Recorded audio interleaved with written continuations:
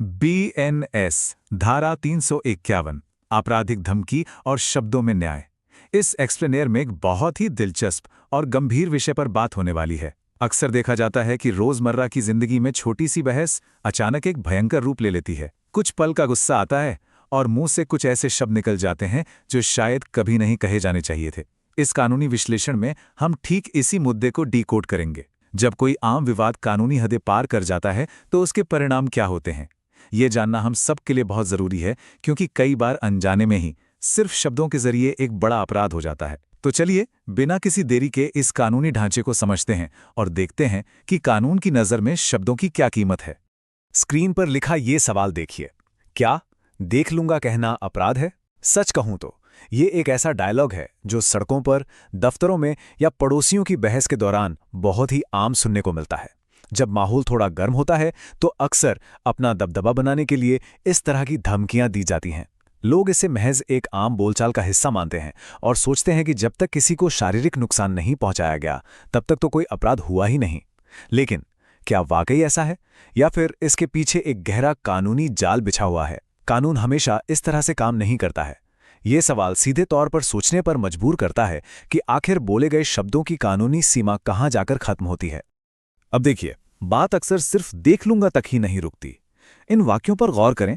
जान से मार दूंगा या तुम्हें बर्बाद कर दूंगा।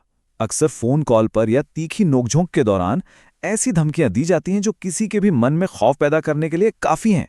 और पता है सबसे बड़ी गलती क्या होती है? सुनने वाला इसे सिर्फ सामने वाले का गुस्सा समझकर नजरअंदाज कर देता है। लोग कहते हैं, अरे छोड़ो, वो तो बस गुस्से में बड़बड़ा रहा था, या it was just a joke. लेकिन इसे केवल एक भावनात्मक प्रतिक्रिया मानकर खारिज कर देना एक बहुत बड़ी भूल साबित हो सकती है। जब कोई किसी का करियर, जिंदगी या प्रतिष्ठा तबाह करने की सीधी धमकी देता है तो वो एक लक्ष्मण रेखा पार कर रहा होता है। ये सिर्फ हवा में कही गई बातें नहीं रह जाती। तो यहां सबसे अहम सवाल ये खड़ा होता है कि क्या यह सिर्फ गुस्सा है या एक गंभीर कानूनी मामला? यहीं पर पूरा नजरिया बदल जाता है।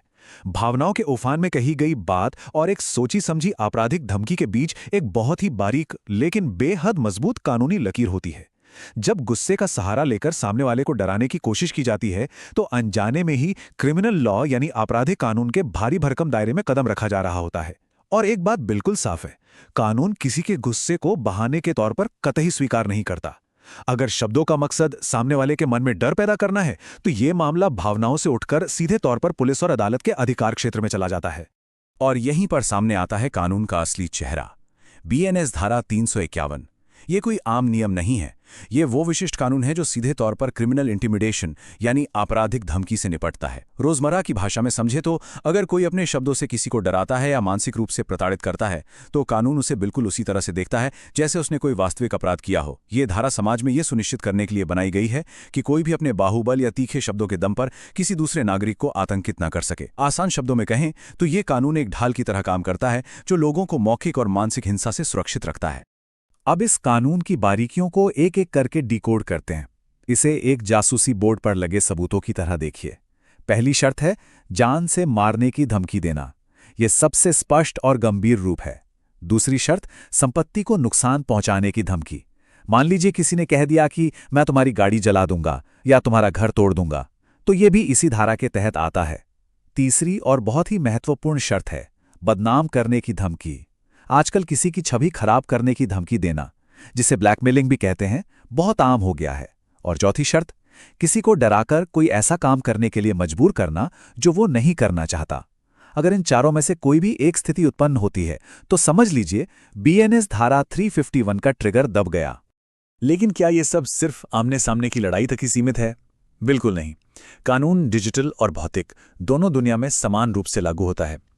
पहले के समय में धमकियां चिट्ठियों या आमने सामने दी जाती थीं, लेकिन आज फोन कॉल्स, व्हाट्सएप मैसेज और सोशल मीडिया प्लेटफॉर्म्स धमकियों का नया मैदान बन गए हैं। अक्सर लोगों को लगता है कि इंटरनेट पर किसी फेक अकाउंट से या एक साधारण टेक्स्ट मैसेज के जरिए कुछ भी लिखकर वे आसानी से बच निकलेंगे।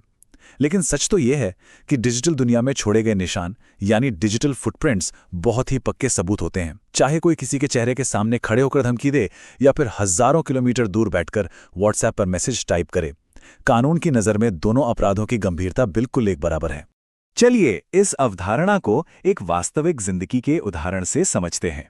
एक तरफ है सामान्य विवाद और दूसरी तरफ है आपराधिक धमकी। अक्सर वित्तीय लेनदेन में विवाद होते रहते हैं। मान लीजिए किसी ने किसी को कर्ज दिया है। पैसे वापस मांगना एक बिल्कुल सामान्य और कानूनी अधिकार है। इसे एक सामान्य विवाद कहा जाएगा। लेकिन अगर पैसे मांगने का तरीका बदल जाए, अगर कोई ये कहना शुरू कर दे कि पैसे नहीं दिए तो नुकसान कर दूंगा, या बार बार फोन करके गालियां दे और व्यापार चौपट करने की धमकी दे, तो वो सामान्य विवाद तुरंत एक आपराधिक कृत्य में बदल जाता है। अपनी जायज मांग को रखने का तरीका अगर गलत और डरावना हो तो सही होने के बावजूद भी व्यक्ति कानून की नजर में अपराधी बन सकता है। तो अगर कभी ऐसी स्थिति का सामना करना पड़े तो क्या कदम उठाए जाने चाहिए?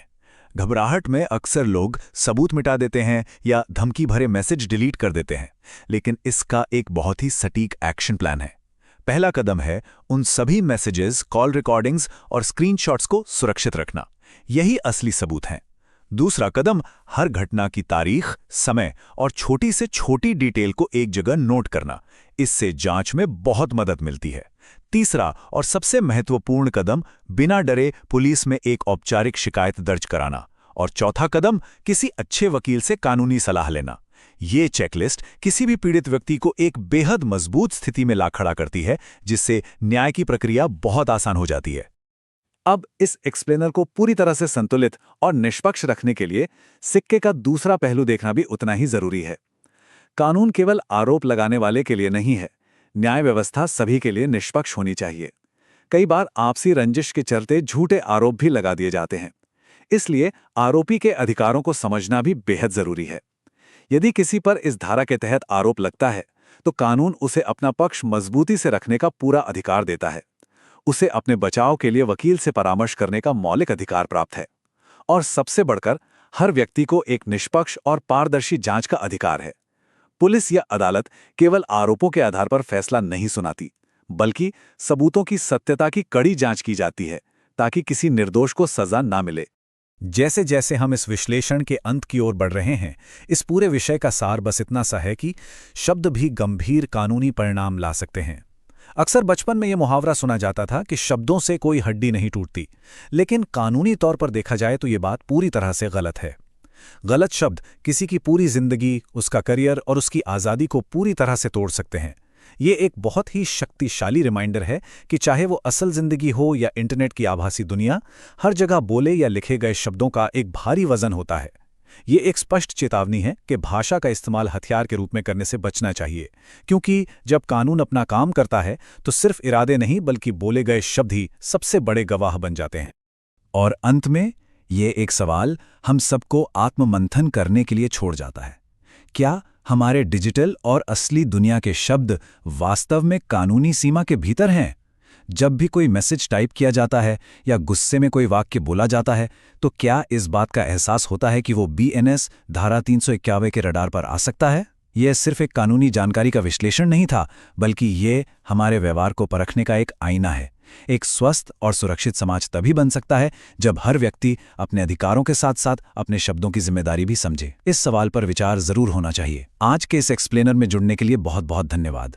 सीखते रहिए और